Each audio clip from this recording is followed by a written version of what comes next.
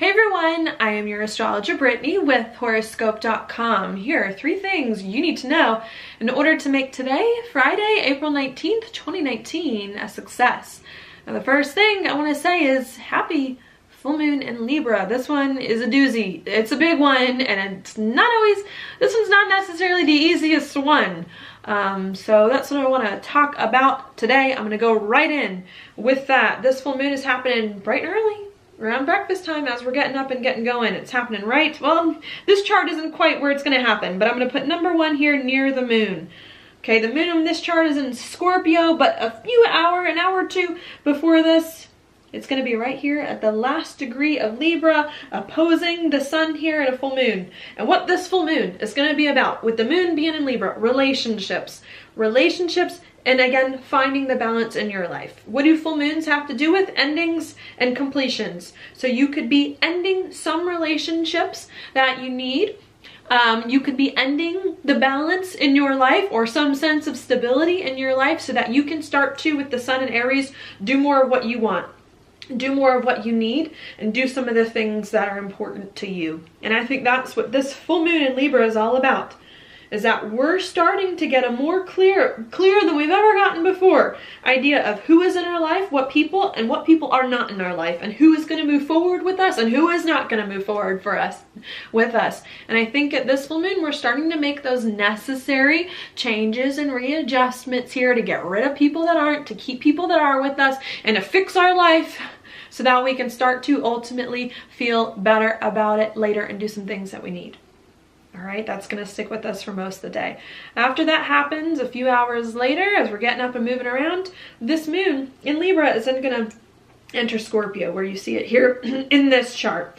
And what that's going to bring is that after we figure out what we need to do differently with relationships and what we need to do differently with our life in order to feel better about it and to feel better as individuals and who we are, then when this moon enters Scorpio, we start to actually make the change. We start to actually work with our relationships, rearranging our relationships, ending and beginning relationships, getting messy with people, rearranging our finances, our resources, in order to make these things that we realize that we need in order to feel better as individuals actually happen.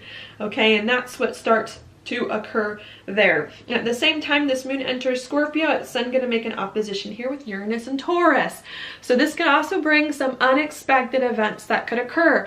People are starting to realize very quickly, very suddenly, after a hazy past few weeks with Mercury being in retrograde, now what they need more clearly than ever before to create a life that they feel is more authentically them, happier in, better in. And as a result of these rapid realizations coming that people are trying to integrate into their life, unexpected things could occur. You could be having these realizations and do something unexpected, or someone else could have a realization and do something unexpected to you to change your life in a big way, to end or begin something, to mix something up, to spend money, to save money, to rearrange your finances that starts to come into the picture.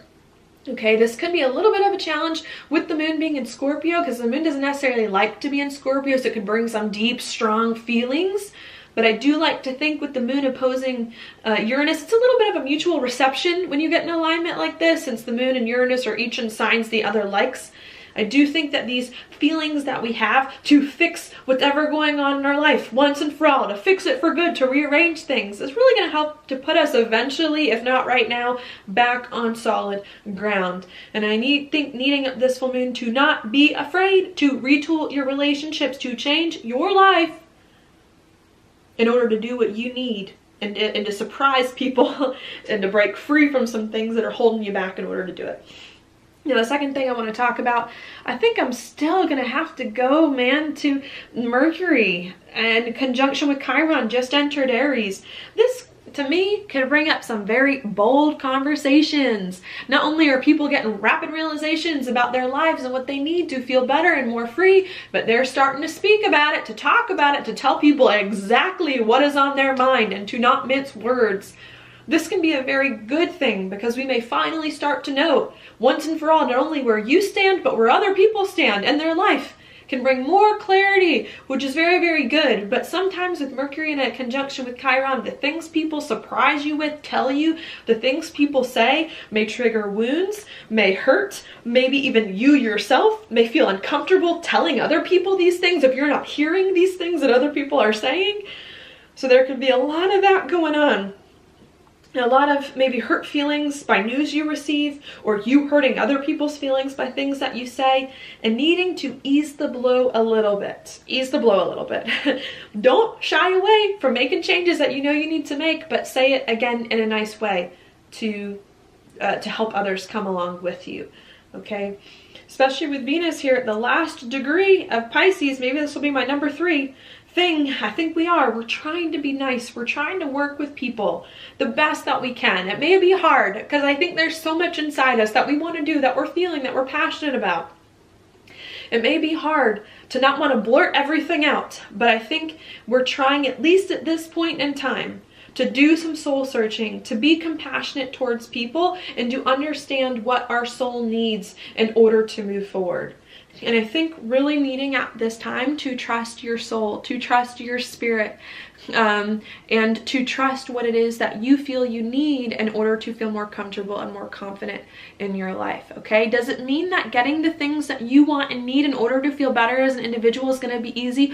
No. I do think the next week or so, especially as Venus moves into Aries, not today, but tomorrow and eventually, is going to be a little bit hard. I think these realizations that we have and that we start to work with other people on is going to be a little bit of a challenge to maneuver everything together.